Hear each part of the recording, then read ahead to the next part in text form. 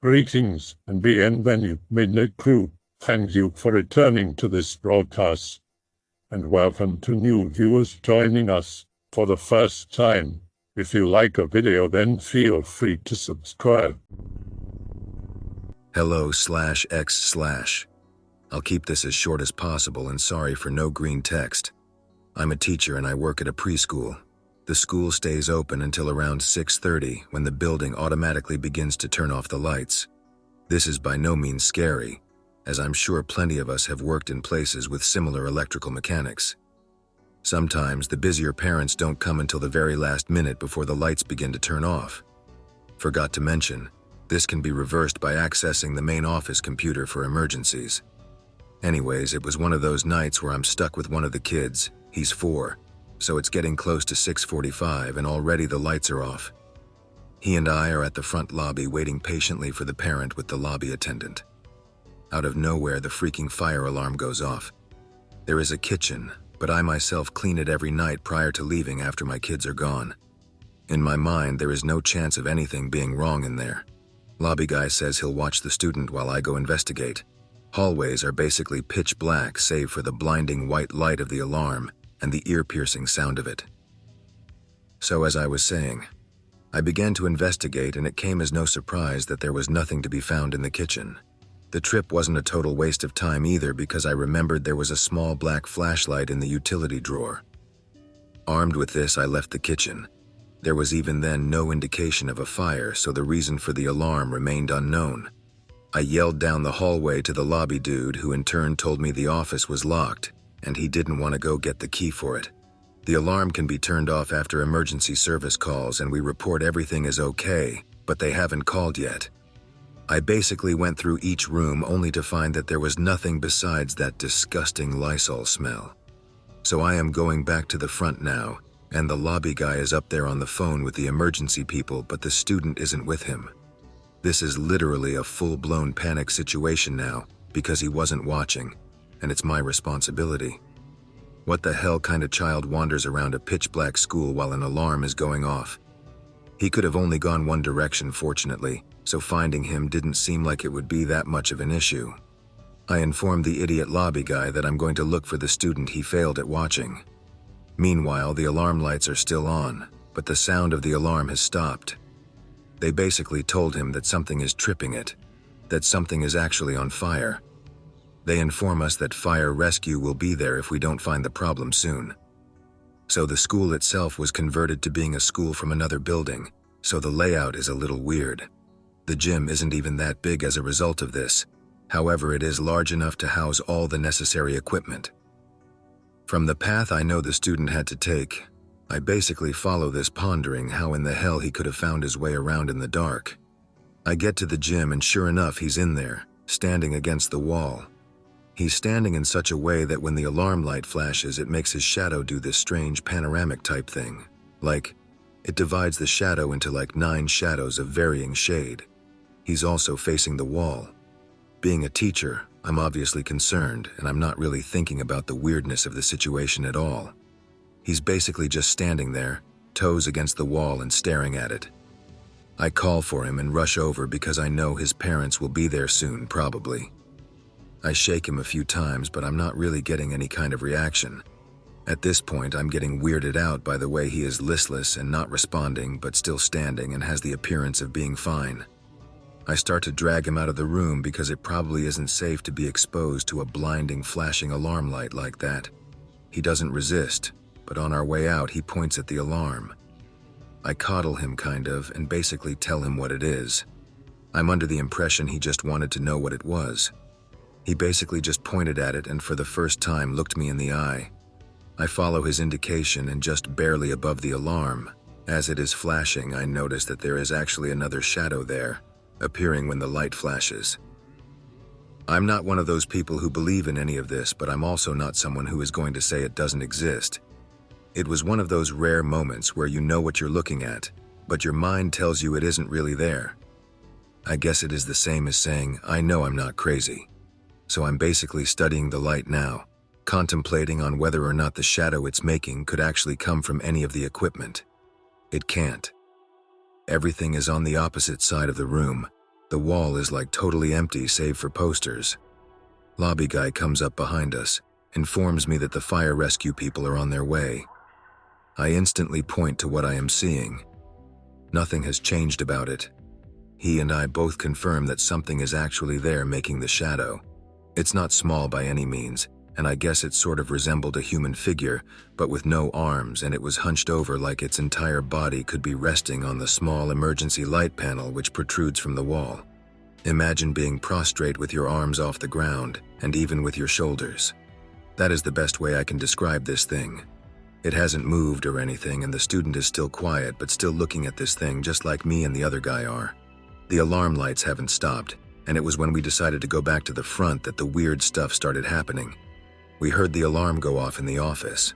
This is a completely different alarm also because it is independent from the master system and makes a loud buzzing noise. When we heard this, the alarm light in the gym stopped, but continued throughout the building. All three of us get back to the lobby. The parent still isn't there. The office alarm is sounding, but the door isn't open, and it's still locked. The lights in the lobby are the only ones on, so we can at least see.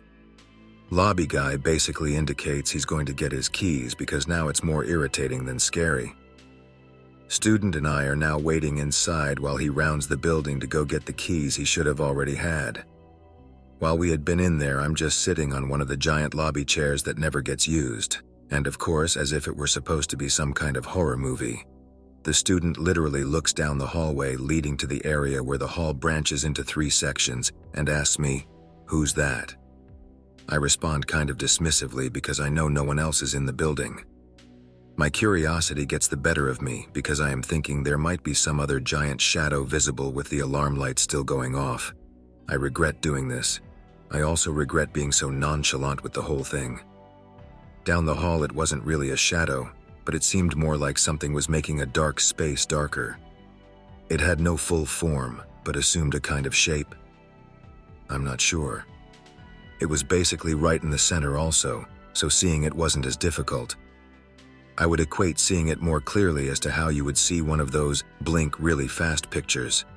The faster you blink, the more clear the image, except this worked the same way with how quickly the lights flashed.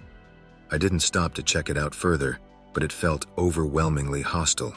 That is literally the only way I can further describe what it felt like. I picked up the student and took him outside quickly. The doors locked behind me. Even though we had the keys, we decided it would be better to just wait outside. This is the end of the story, and that is all that happened. Is that genuinely the end of the story? You went outside and that's it? It ended kinda abruptly. Well, I'm not going to embellish aspects of the story for entertainment purposes. This is just how it happened. Fair enough. But that's really it? The kid got picked up, and the parents didn't ask about the alarms? The firemen or whatever showed up and found there truly was no fire? The lobby guy went and got the keys and returned without anything happening? The mother eventually did show up, possibly because she saw the fire truck from whatever bar she was drinking at. When the lobby guy got back, he decided it was probably better to stay outside with us on the slim chance there could be carbon monoxide or whatever. The firemen investigated the building, but like me, they didn't find anything. They also indicated that nothing had actually tripped the alarm and blamed it on electrical problems. I couldn't imagine there to be electrical problems given that this is a more rich part of Texas and everything is built pretty nice. I've seen some stories on /x/that drag on for a long time and are hard to believe, but I think this one is true. If it's just some random anon seeking attention, they probably would have made the story longer and more drawn out. Thanks for the story. Hope you don't see that shit in your dreams. OP here. I have only 2 pictures. Given that it is private property, I had to take the pictures in such a way where I wasn't visible on camera. The following are actually 3 pictures. Keep in mind there are cameras and I had to take special steps to avoid them. Excuse the strange positioning. This is the lobby when heading into the building itself. The figure I saw was exactly at the fork you see up ahead just before the computer lab. This is the primary hallway which links all rooms together save for the extension behind me, which leads to the gym. You'll notice on the left that this leads to the lobby. Last but not least, this is the gym and the wall where the first event occurred. You'll notice the alarm I mentioned. It is extremely bright when flashing. If anyone has any questions now, I will answer them. Nah, mate, none from me. As someone who used to see shadow people, and they're like that all the time, I'd say something was messing with you. Probably the kid sick of waiting around for their parents.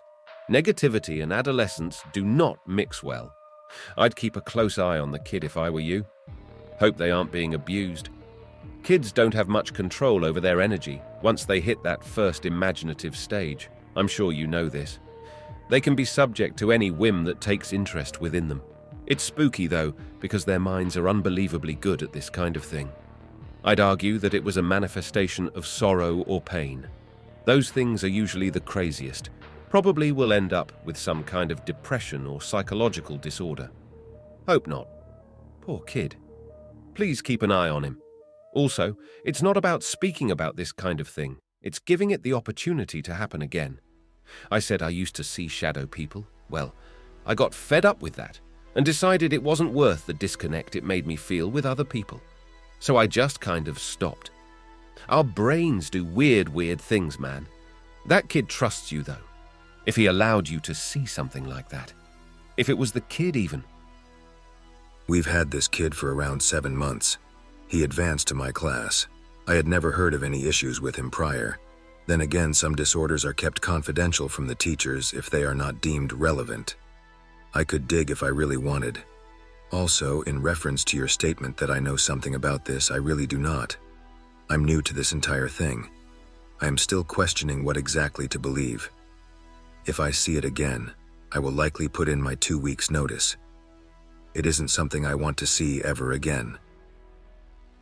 I was saying, you know, kids are imaginative. That's all. And I'm not saying the kid has a disorder. I'm saying there is probably a high possibility that it will manifest itself that way in the future. If it was something like that, and not a fluke. Either way, I doubt you'll see anything like that again. Weird shit happens sometimes, though. Our brains sometimes work in a way that tricks us. And no, you are not insane. You would probably think I am, but that's just the nature of things. One question, though. How old is he? I want to send some prayers his way. He's 4. Thank you. I wish you the best of luck, too. Please continue to be a good role model to kids. They need it more than anyone can know. So it's a preschool daycare? Any other buildings around, like is it in a business area or by itself? There are many places of business around this one. I was told by this older Mexican lady who I work with. We call them housekeepers because they just clean everything. When I told her, she wasn't at all surprised and told me not to talk about it. Why are you taking orders from a cleaning lady? Gee, Ted. Maybe it's because I don't know anything about shadow monsters and I'm willing to take advice from anyone who doesn't think I'm insane. Nice story overall, but there is one thing that is bugging me. At some point you said you picked up a flashlight, so what I'm wondering about is, why would you not have pointed it towards the black thing? That's a good question which has a perfectly reasonable if not difficult to believe answer. When we got back to the lobby, the lights remained on in there, as I believe I mentioned. I didn't think to shine the light at it at the time as a result of there already being light present. Okay, I get that, and yes, you did mention that, plus you said the thing wasn't really hard to spot. I wasn't there, of course, but I just feel that the first thing I'd do in such a situation would be to point more light to it to see if anything about its appearance would change. Does that make sense? I am in no way trying to discredit, but I also find it kind of weird you would not post more info. Did the Mexican lady tell you what to leave out? How do you know you haven't said too much already? Also, did she give any reason for why you shouldn't talk about it all? Honestly, I don't know what to tell you guys. She told me to literally not talk about it at all. Also, I used to hunt. I'll make this analogy so you can better understand the kind of feeling I had during the hallway situation. I would liken it to seeing a very dangerous animal you're hunting, but you have no gun and it sees you. You have no idea what is going to happen. I didn't think to reach for the flashlight because my mind was like, in oh shit mode. Hello/X/. I felt like writing tonight and I finally decided to write a couple of experiences a friend and I had back when we were younger. I miss the times when I was young and things seemed to scare me with more ease. As we get older, we find out that there's an explanation for everything. Perhaps that's the same reason why we get scared when we are children, because the explanations we obtain we don't understand or don't accept them. I didn't know if ghosts or anything similar existed. I knew up to a certain point that people tend to see things that they cannot explain. I live in a third world country, so it is not hard to imagine that people often resort to the most fantastic explanation possible. I like to share ghost stories with whoever I could, mainly because everyone has a different story to tell, and they're all different. You can never be prepared for the things people may tell you. One of these friends told me that he once lived in a large house. The floor of the house was completely made out of wood. His bedroom was upstairs next to his sister's. One night he started to hear creaking sounds on the upper floor. He thought that it must be the cold, as wood creaks when it gets cold, especially at night. The creaking occurred consistently for several nights, so he didn't pay much attention to it. But there was one night where only he and his sister were at home. They went to sleep, and a couple of hours later, he heard the wooden floor creak loudly. He didn't mind at first, but the sound became disturbingly loud. He was lying on his bed and stayed there, trying to ignore the sound. But eventually he heard the creaking noises become louder and louder, until he realized that the sound was getting closer to him each time. He sat on his bed frightened, his back stuck to the wall, trying to see if there was anyone entering his room. All he could see was pitch black. Then there was another large creak. He was sweating and had his eyes fully open to try and see if there was anything at all. The creaking stopped and he breathed heavily for a couple of seconds, but as if a tree was being torn in half right below him, a loud and terrible cracking sound forced him to cry senseless for his sister. As he screamed, the shelves on top of his bed fell down to him and hit him in the head. He jumped off the bed and ran to his sister's room. She was awake thanks to his screams. She tried to console him and checked his head to see if he was injured. He wasn't hurt, but after talking to his sister, he realized that she did not hear anything of the whole experience until he screamed. But what's disturbing is that, according to what he told me, she was awake the whole time. We were good friends. I met him at a summer camp. Now that I remember, we all stayed up late one night telling these stories. Most stories had to do with what I'd call ghosts, beings or events that seem to have a will of their own, and the only thing that has a true will is people, so it comes to me as an implication that if there is such a thing as ghosts, they must be human. Several years ago, my girl cousin would stay at my house for summer vacations, way before I started going to summer camp. We would stay up all night, watch movies, play video games, and do whatever to kill time. On the lower floor of my apartment, there is a little living room that you can see from my room and from the guest room. This living room still has to this day a sound system. My cousin and I would turn on the sound system and listen to CDs or just dance and do whatever. It was pretty fun and childish. The sound system is usually unplugged from the wall socket. I can see it from where I'm sitting right now. If it is plugged in, then some LCD letters would appear on a little screen. In that same room, we had a hammock where we would play and nap during the day. The hammock was set up most of the time because we'd use it pretty much every day. The sound system was plugged only because my cousin was here. When we finished using it, we had to plug it off. So one night I stayed up late playing Yu-Gi-Oh! On my GameCube. I closed the door of my room so I could have some volume on my TV and also have the lights on. As I play, I open the door. I don't remember why, but amongst the dark living room I see the hammock slowly swinging side to side. As I look a little more, I see that the LCD screen on the sound system is turned on, and there is static coming from the speakers. "Go to sleep, Carol, it's late," I tell her as I head back into my room and play some more, while giggling at the fact that I'm also staying up late.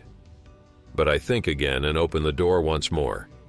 There's the hammock swinging and the sound system turned on. The guest room is right next to my bedroom, so I lean over through the open door, and I see the silhouette of my cousin laying in the bed.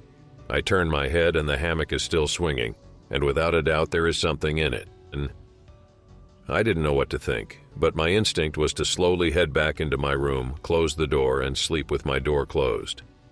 As I wake up in the morning, I instantly go to check the living room. The hammock was wrapped and stored and the sound system was unplugged. Maybe my mom tidied up the place before I woke up, but that still does not explain what happened in the night. Several months later, I was trying to sleep in my room, and for some reason I remembered the hammock episode.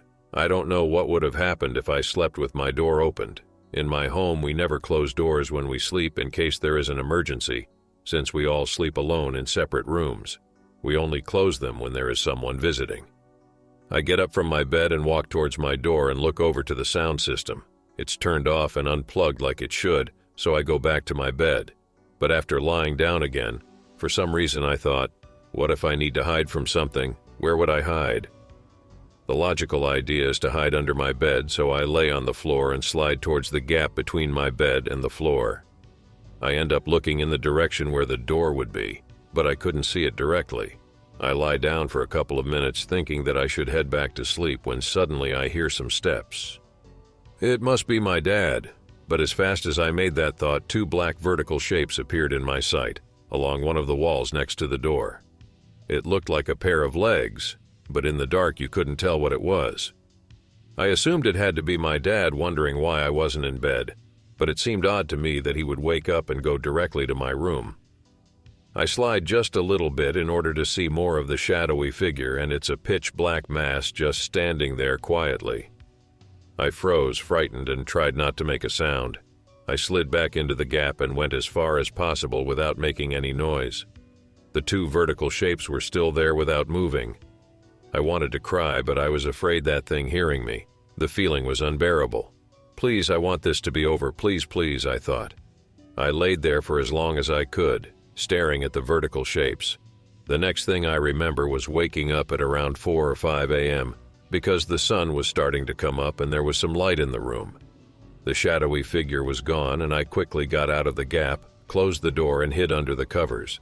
I fell asleep, then woke up to the yelling of my parents for sleeping with the door closed. Hello/X/. I've never posted on this site, but my son told me about it, and I wanted to tell you guys a story from when I was younger. So I was 12 or 13 years old, living in a place called Milton, Wisconsin. The year was 1976 or 77, not sure which, but it was the very beginning of summer. I was walking around the neighborhood when a kid I was friends with, we'll call him Tom, came out and told me he got a new dog. I was already intrigued because his last dog died in what we assumed was a coyote or wolf attack that made everyone in the city paranoid about letting their dogs out at night. Anyway, so I went over to his house, and in the middle of the living room was his two little siblings, a brother and sister twins, about 7 years old, playing with this small black puppy. I wasn't a dog expert, but I could tell it was a mixed breed. I asked what kind it was, and he told me half Rottweiler and half Siberian Husky. Keep in mind, during the 70s, the Rottweiler was treated the same as the pit bull is today. But for now, it was a small, innocent puppy, and I wasn't too worried about it. Anyway, so we played with the dog, and it seemed like a cool dog, and my family even dog-satted it for a day when he and his family went on vacation. Fast forward 1 year, it's summer again, and the dog is much bigger, but still pretty friendly, although there were a few incidents. This dog attacked 3 stray cats and would tend to be pretty aggressive while in the backyard if someone walked by. But what dog doesn't bark at people walking down its street? Anyway, it really just looks like an all-black husky, and I've asked my mother, sister, and brother if we have any actual pictures of the dog, but the attached JPEG file is pretty close. Anyway, so me and my friend's smoking hot sister, who is about the same age as me, are walking the dog around the neighborhood. It was a perfect day for summer. Bright sun, no clouds, perfect. So we were walking down the street talking about how we were looking forward to the next school year. Now, at the time, we were both about 14 or so, and we're almost in high school, so we had the mindset of, well, high school kids. Keep that in mind for the next part. We came to the subject of what class or subject are we most excited for. I just said science because my second grade teacher made science so much fun. My favorite memory of that class was when we were learning about shadows and light and how they go hand in hand. I particularly remember her lighting a match and showing us how the fire didn't cast a shadow because it was a source of light itself, and that was why the sun didn't cast a shadow. I remember thinking about shadows at the time and making shadow puppets when I was younger.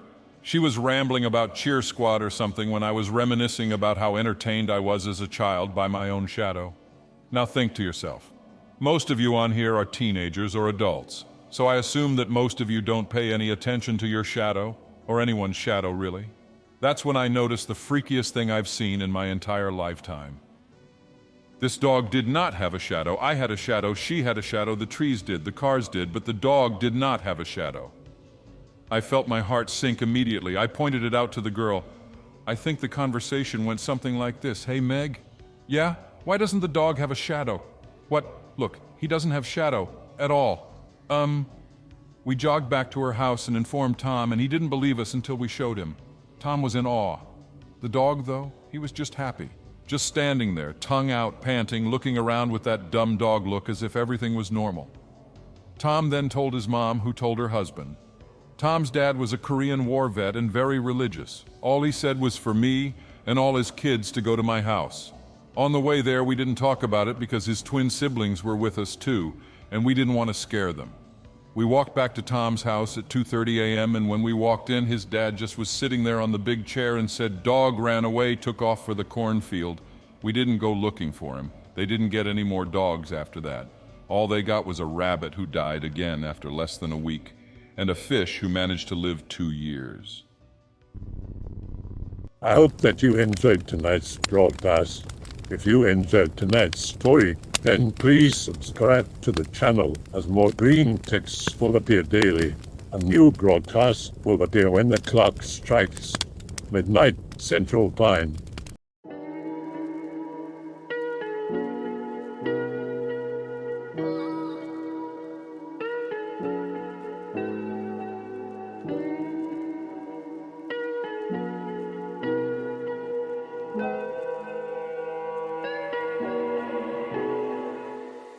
Remember to check the Odyssey and Rumble pages for separate archives of previous broadcasts.